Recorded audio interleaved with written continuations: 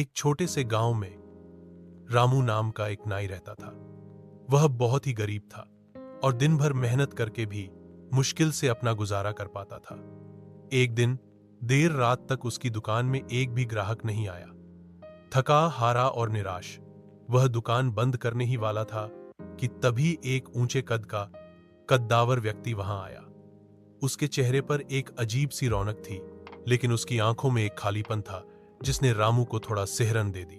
क्या तुम मेरी चोटी बना सकते हो? उस अजनबी ने एक गहरी और थोड़ी भारी आवाज में पूछा। डरते हुए भी गरीबी और पैसों की जरूरत ने रामू को हां कहने पर मजबूर कर दिया।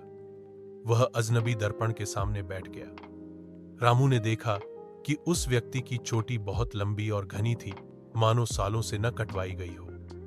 जैसे ही रामू ने उसकी चोटी में कंघी करनी शुरू की, उसके हाथ कांपने लगे। उसे महसूस हुआ कि उस व्यक्ति की परछाई दर्पण में दिख ही नहीं रही थी। उसने अपना दिल मजबूत किया और कैंची से चोटी काटनी शुरू कर दी। वह व्यक्ति पूरी प्रक्रिया में एकदम चुप और स्थिर बैठा रहा। जैसे ही आखिरी बाल कटा, एक अजीब सी चीख सुनाई दी और वह अजनबी गायब हो गया।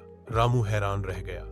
उसने देखा कुर्सी पर सिर्फ कटी हुई चोटी पड़ी थी और उसके हाथ में एक सोने का सिक्का था। अगले दिन से रामू की किस्मत बदल गई। हर रात वही अजनबी आता और अपनी चोटी कटवाकर चला जाता।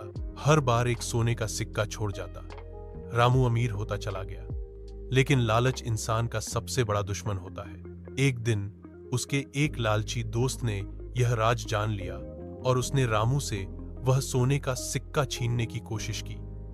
अगली रात जब वह भूत प्रकट हुआ तो रामू के दोस्त ने उस पर हमला कर दिया।